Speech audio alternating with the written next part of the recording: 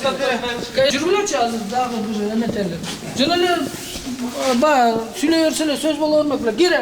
Жок, эме эл астында анын эмне прокуратура. Жок, таппайм мен башка. Жок, наоборот силер айтып бербейсиңер, мына териштирип атабыз, мондай болуп атат деп. Эч эмес. Саламатсыздарбы, урматтуу телекөрүүчүлөр. Сиздердин назарыңыздарда Эл билсин автордук аналитикалык программасынын кезектеги чыгарылышы. Биз бүгүн Чүй облусунун Ысык Ата районунун интернационал айыл өкмөтүндөбүз. Ушул жерде мынауреки сиздер көрүп турган Ысык Ата суусунан 14 жекеменчик ишкана кум шагыл алып иштетет экен.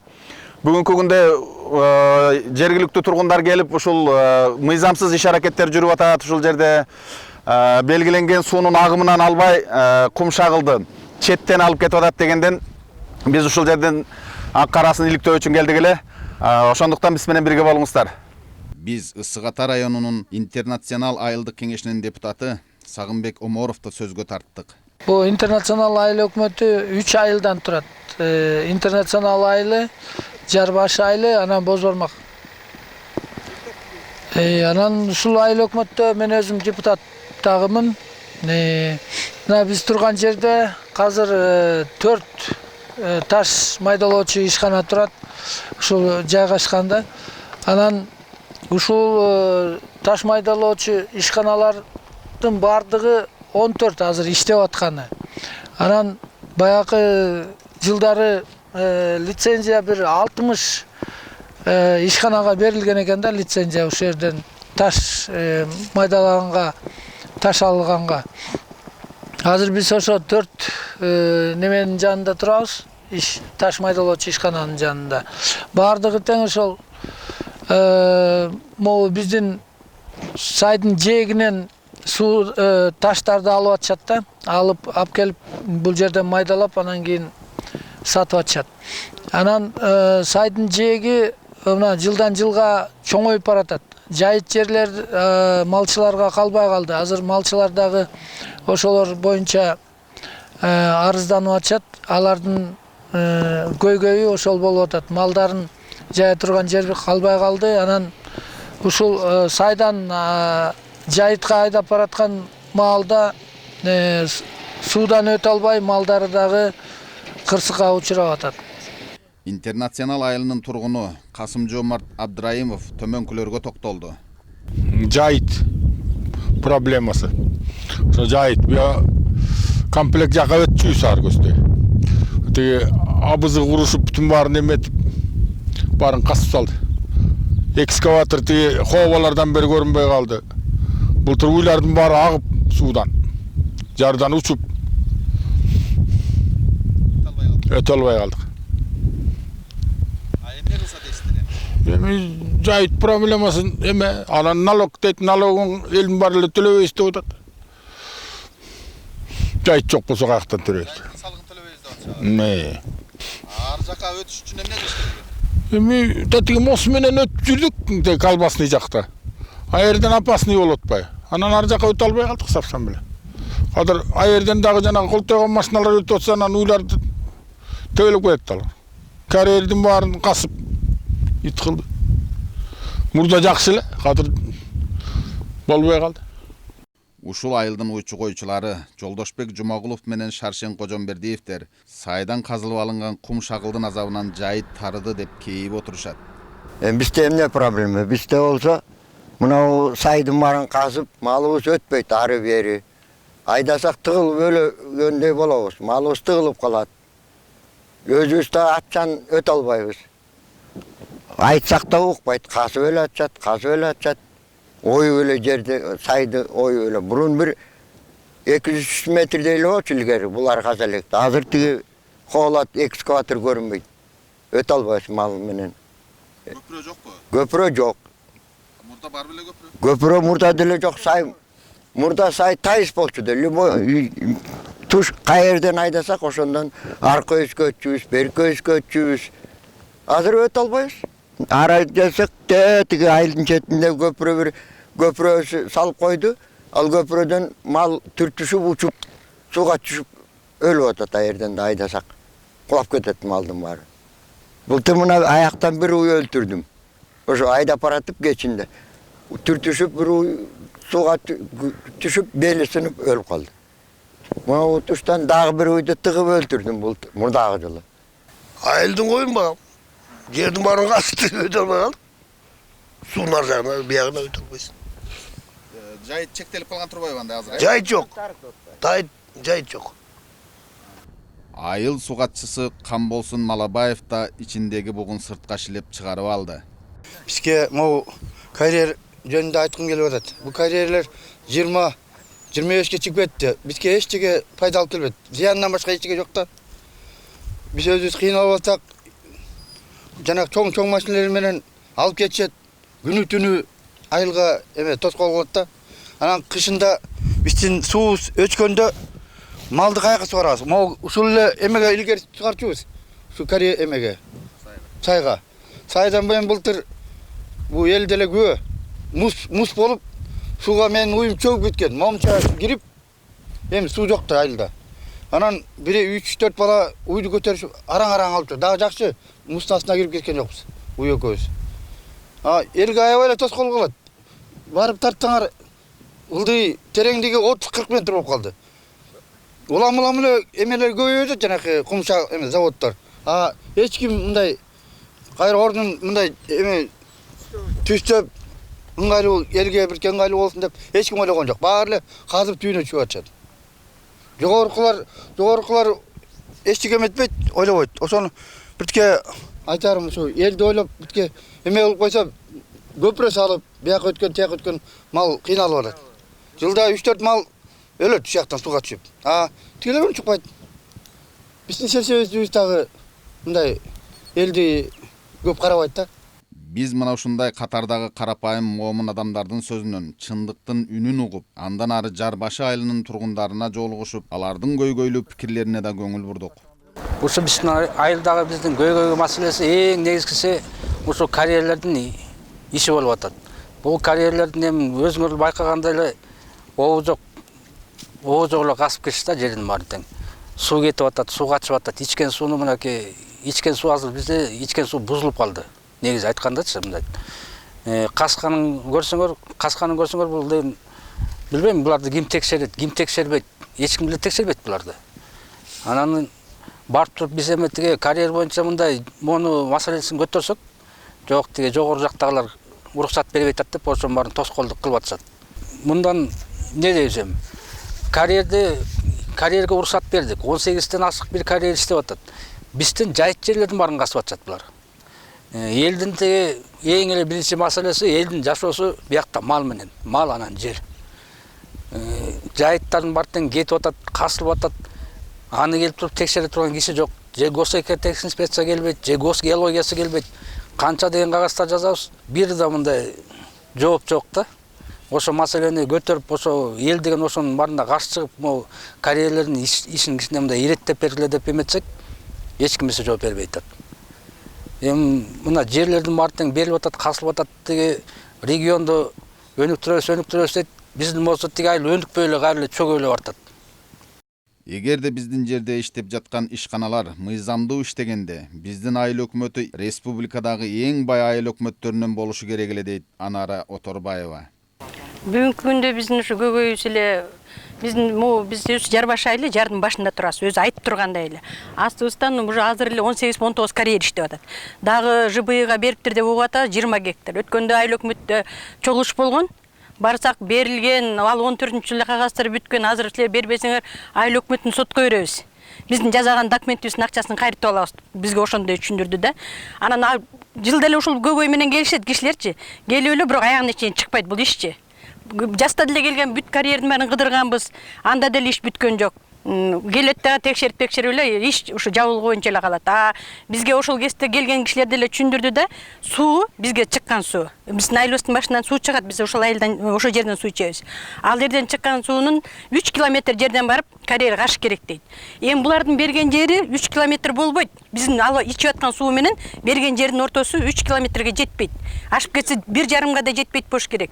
Берип атат. Ал эми сууну билесиздер да, любой эле киши түшүнөт болуш керек, мектепте окугандар. Жерде каскан сайын суу чыга берет, туурабы? Суу ачык жерге чогулат. Мына биз кыдырганда деле көрдүк. Мен жаңгыз барган жокмун. Биз 5-6 киши келген кишилер менен барып кыдырдык, 2 машина болуп. Ошондо деле көрдүк, каскан жердин баарында эле суу көлкүлдөп чыгып атат. касып атат, алгандан кийин алардын деген мисалы определенный жери бар да, могу жерде касасың, монча километр деген. Же момча метр деген. Андай жок биздечи. Бизде кимиси каалаган жерден касат. Мисалы мен үйдүн жанында турам, мага көрүнүп турат кайсы жерден касып, машина кайсы жерден ташып атканы. Бир эле мага эмес, бүт айылдын баарына көрүнөт, кайында ташылып атканчы. Биздин көйгөйүбүз эле ушул. Берилип атат, айыл өкмөтү берип коет, силер эмне кыла аласыңар, баары бөлүнүп калгандан кийин эчтеке кыла албайсыңар деп айтат. Биздин көйгөйүбүз ушул. Дегеле бул карьерлерди ким иштетип атат деген сөз бар. Элдин арасында ушундай сөз барбы? Кимдердики экен бул карьер? Бул бизге өткөндө эле келип айтканда эле мен айтам, силер чуркагыла деп. Мына айыл өкмөтү, глава биздин айыл өкмөтүнүн башчысы өткөндө түшүндүрдү. Мен бүт жерге кат жаздым. Мен мындай жаба албайм. Кат жаздым. Кат жазсам мага менин катым артка эле кайта келип атат дейт. Потому что бунун баарында тең өй жакта турган кишилер бар деп түшүндүрдү бизге.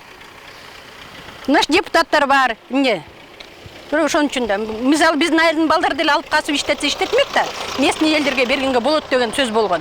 Айылда балдар деле иштеткен жок аны. Анын үчүн доход керек. Айыл өкмөтүнүн состояниясын өзүң көрүп атасыз. Эгерде ушунча карьера болгондо биздин айыл өкмөт бай болмок.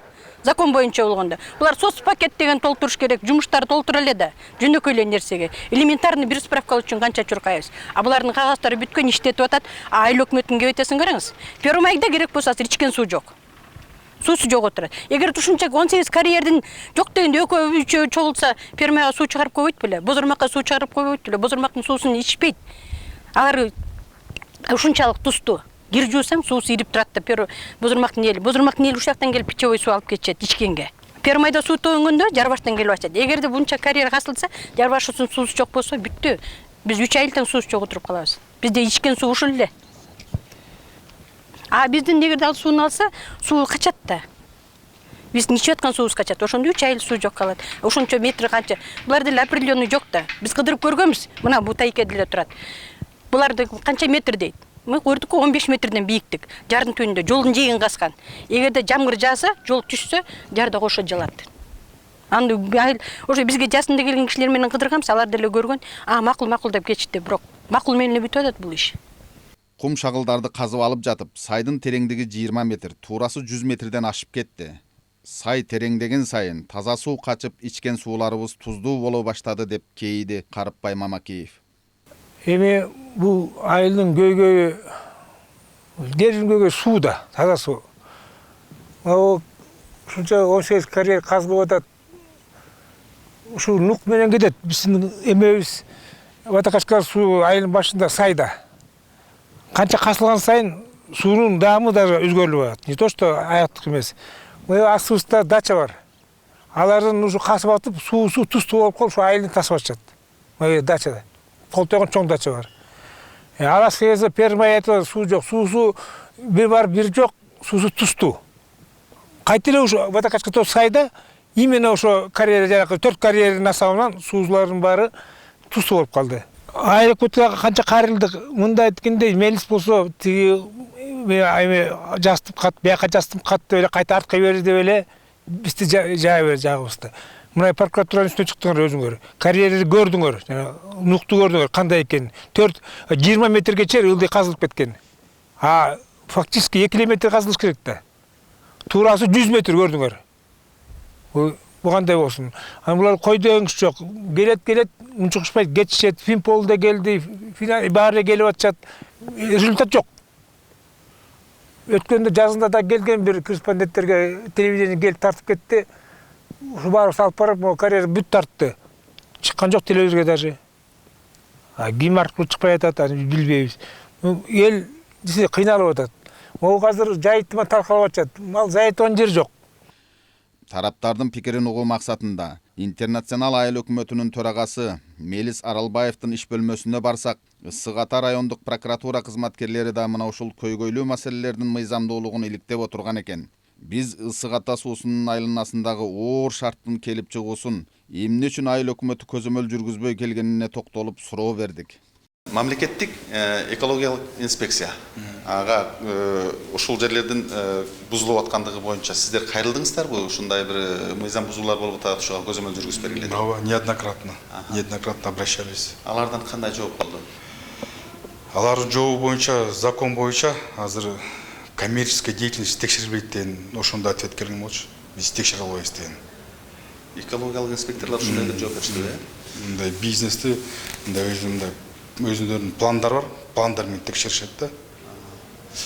Азыр жер адисиңиздер жоопкенде, маселен ошону бергенде узунун туурасын өлчөп, ар бир берилген жердин чеги такталат да, аныкталып берилет да. Ошол чектен чыгып кеткен учурлар болуп атабы ушул казып аткан карьерлерде? Мүмкүн бар, аны землеустройствого сураңыз, ал специалист. Жок, сиз эмне кызыккан жоксузбу ушул маселе боюнча? Эмнеге мындай сыртка чыгып кетип атасыздар, жайылып кеттиңер? Чындыгында биз көрсөк, аркы жээктерди бүт эле казып кетишкен. Бул вопрос негизи землеустройствоге болот да. Ошо берсе жок. Сиз эми барыр айыл өкмөтүнүн башчысыз да, сиз көзөмөлдөп турасыз да барынча. Комиссияны чыгып канча жол чек текшергенбиз, предписание жазганбыз. Ошол чектен чыгып кеткен учурлар болуп атат негизи. Мындай случайлар болот. Бирок ага эч ким көңүл бура элек. Мүмкүн болот, бирок биз уведомление беребиз. Актында реагирование алабыз. Жок, ошону айтам. Акт реагирование кылгандан кийин бир кандайдыр бир ошого туура эмес иш кылып турбуз деп өзүлөрүнүн моюнда алат. Жок, анда жок. Биз прокуратурага көп жазабыз. Прокуратура менен көп текшеришет да карьерлерди. Прокуратура. Бирок бүгүнкү күндө эч кандай бир жыйынтык болбогондой го, абдан чаржайып болуп кетти. Ошондой болуп атат. Кароосуз калган аймактагы тазалыктын жоктугуна көңүл бурдук. Таш майдалаган цехтин жогору жагында абдан көп мусор төгүлүп кетиптир. Ошол маселелер эмне себептен? Свалканы биз быйыл чечтик, быйыл трансформация маселени биз быйыл чечтик, көп болсо мына 1-2 ай болду. Мо 77-чи контурда чечилди, 7 гектар бизге гипроземдин справка алдык. Таштандылар аябай ашыкча болуп кеткен, көргөнүздөр, сиз өзүңүз көрүп көрдүк, тазаланып атат жер. Аны тазалап тазалайбыз. Ал жерге уже проект жаздык. Ограждение, сырт ограждение болот. Кудай билсе ошол жака весогабаритный контроль проект жаздык. Весогабаритный контроль коебуз стационарный. Ошондо ар бир КАМАЗ, ар бир Хово, кайсы жүргөн тяжелый вестин машина өткөн сайын ошол жерде эме тек биз текшеребиз да. Бизге мындай маселе болду да, азыр бизде интернационалдык өкмөт 3 айыл бар. Интернациональ, Жарбашы, Боспармак. Анан бизде Дарья бар, Высокотан. Ошондо көп месторождение бар да, ПГС, песчано-гравийный смеси. Ошо бир 40-ка жакын лицензия берилип калган. Аны могу закон о недракта кайсы статья менен эсимде жок, бирок жазылып турат да, эгерде лицензиант келгенден кийин мы не имеем права не допускать лицензианта к лицензионной площади. Таза суу проекти биз өттү, биз перечинге кирдик. Анан ошол проект өткөндөн кийин мен сразу гидрогеология, госгеология кат жазгам, гидрогеология келип бизге бир участокты таап бериңиздер. Себеби бизде 30-ка жакын скважина бар, бүт баары суунун баары туздуу да, мындай технический суу чыгып атат да. Анан гидрогеологдор келип договор алар менен түзүп бизге бир участокты көрсөттү, 1 гектар жер. Мына могу жерде запас бар. Таза суунун запасы бар, жакшы деп. Анан ошол жака биз трансформация кылабыз деп баштадык да, документтер түзүп, райондон өтүп, областтан өтүп, ГРСтен возврат болуп келди кагаздар. Госгеологиядан ошол запрашиваемый участоктон справка алып келиңиз деп. Что промышленно значимых полезных ископаемых не имеется на этой территории. А мен кат жазгам ошол 1 гектар жерге. Ответ келди, что ал жер лицензия берилип калды завод ЖБИге. Темир бетон заводу курула турган болсо, ал заводдун кандайдыр бир шарттасы сиздердин айыл өкмөтүнө өтө жакшы пайдасы тиет бекен өзү? Эми ал ошол завод ЖБИнин чоңдору руководствосу айтты, ошентип айтты, биз силерге 1 километр лоток беребиз деген. 1 километр лоток беребиз. Силерде ал сууларын алып келген. Сугат бизде 6000 гектар жерибиз бар, ошондо сугат жери 2000 гектарга жер жакын бар. Ошондой договор болгондо бизге 1 километр лоток беребиз деп убадасы бар да. Айыл өкмөт башчысы Мелис Аралбаев бул аймактан кум шагыл алып иштетип жаткан жекеменчик ишканалар кандай шартта иштеп жатканын, салык төлөмдөрү боюнча толук маалымат берүү үчүн айыл өкмөтүнүн салык инспектору Талантбек Райымбердиевди дайындап бизге кошуп берди. Азыр могу карьера боюнча салыктын инспекторуна бир тапшырып атабыз задание. Ошол жерге баарын маалыматтын баарын түшүндүрүп берет. Да сиз менен иштешет экенбиз да, андан аркасында. Жерлерди ижарага алганда алар канча жылга түзүп атат келишимди? Аларга кайрадан түздүк деп атпайсыздарбы азыр мына? жок, алар жана лицензиясынын мөөнөтүнө жараша болуп атат. Лицензиянын мөөнөтүнө жарашачы. Лицензия 10 жылга болсо, 10 жылга, 5 жылга болсо, 5 жылга биз ошо лицензиянын негизинде гана келишим түзө алабыз. Лицензиялар сиздерге көргөзгөндөй, ошолордун көчмөлөрү барбы сиздерде? Лицензиялардыкы Бүгүн иштеп аткан лицензиялардын көчүрмөлөрү.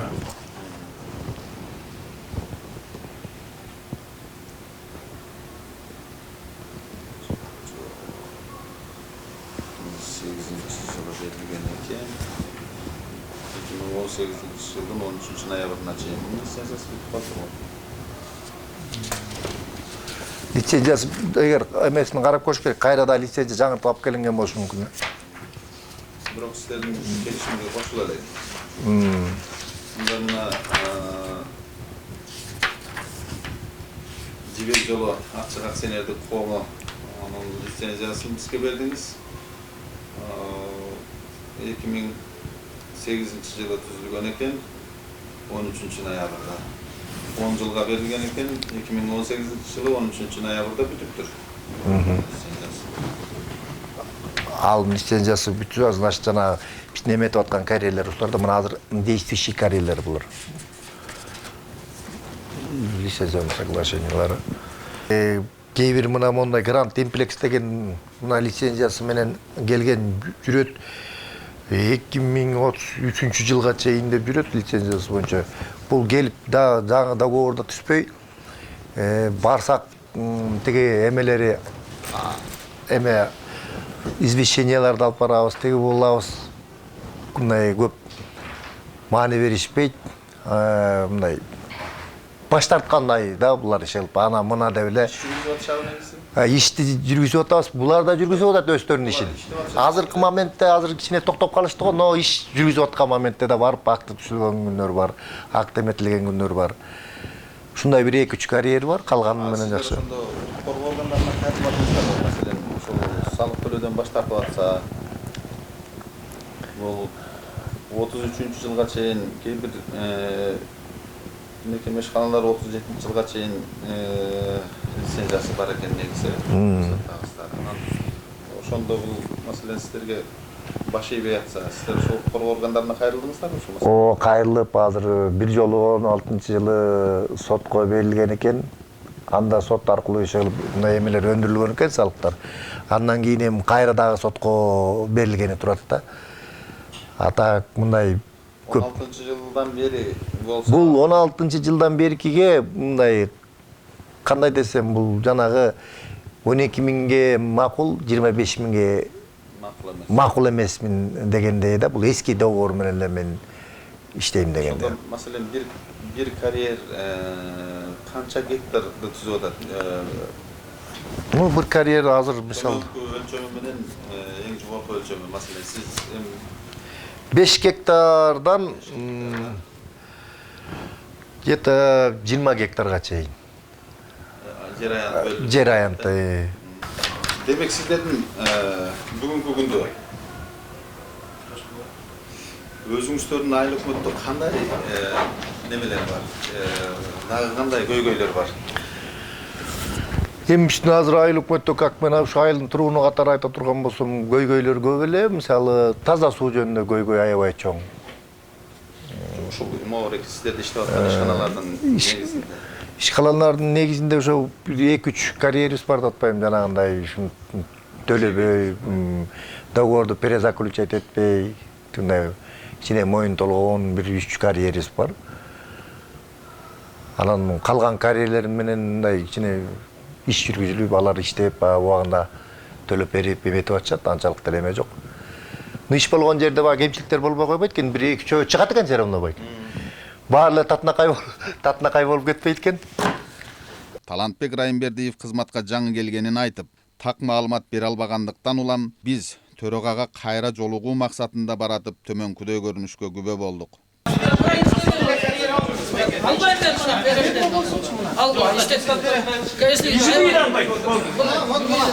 Мына қайта эле мына депутаттарға келип турабы? Жүргүлөчү азыр дагы бир эметелер. У меня прокуратура проверка, у меня пропуск. Жок, азыр териштирип алам. Мен арыз жазган кишимин. Эмне мен күтүп жатам.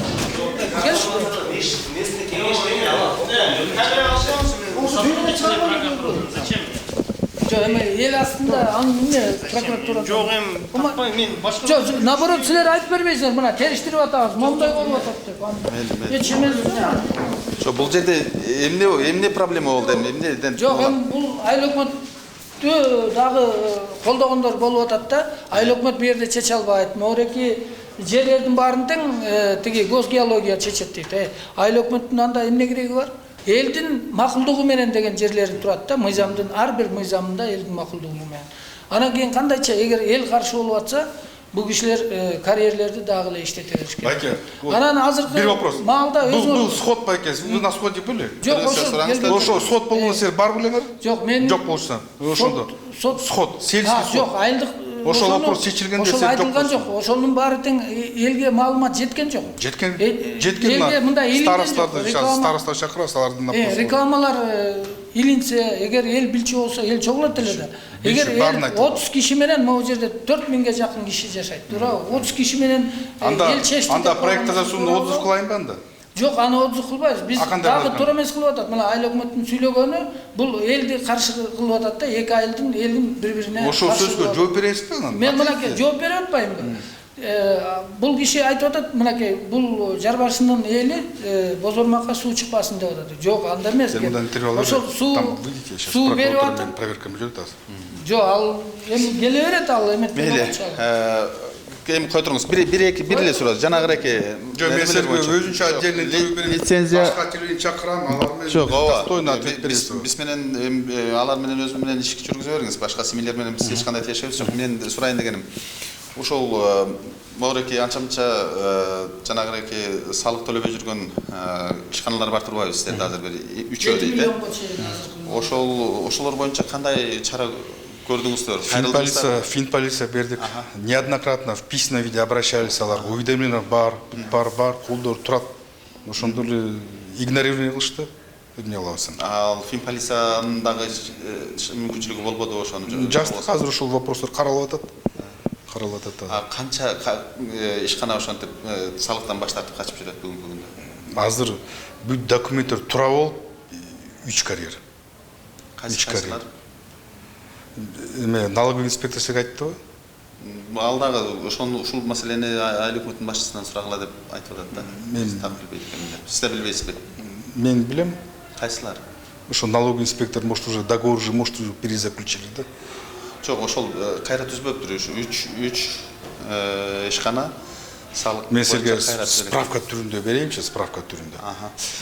Бул согуш плацдармын элестеткен жайдан ташылып алынып жаткан кум шагылдан Борбор шаарыбыздагы Чүй облусунун аймактарындагы көз жоосун алган көп кабаттуу үйлөрдүн пайдубалы түптөлүп, дубалы тургузулуп, асфальт бетон заводу аркылуу Кыргызстандын жол курулушуна колдонулуп жатканы талашсыз. Демек, ысык ата суусунан алынып жаткан кум шагыл жалпы элдин социалдык абалынын жакшырышына зор салым кошуп жатат десек болот. Бирок чындыгында ондогон жеке менчик ишканалар чейрек кылымдан бери тынымсыз иштеп келаткан айыл өкмөтүнүн аймагында көзгө басарлык бир социалдык объект курулбаганы албетте өкүнүчтүү. Калк айтса калп айтпайт дегендей, бул үлкөн ишканалардын ээси катардагы карапайым адамдар эмес экени жалпы коомчулукка маалым.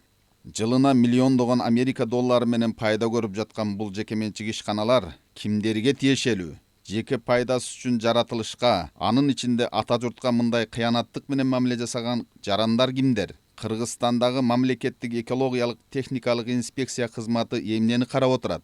Мына ушундай жоопсуз суроолордун айланасында кийинки чыгарылыштарыбызда кененирээк сөз кылабыз. Мына урматтуу көрөрмандар, биз сиздерге болгон маалыматтарды объективдүү чагылдырып берүүгө аракет жасадык. Ушуну менен көрсөтүүбүз соңуна чыкты. Кайрадан эфир аркылуу көрүшкөнчө саламатта калыңыздар. Бакурбек Аленов, Инсан Бакиров, Нью ТВ.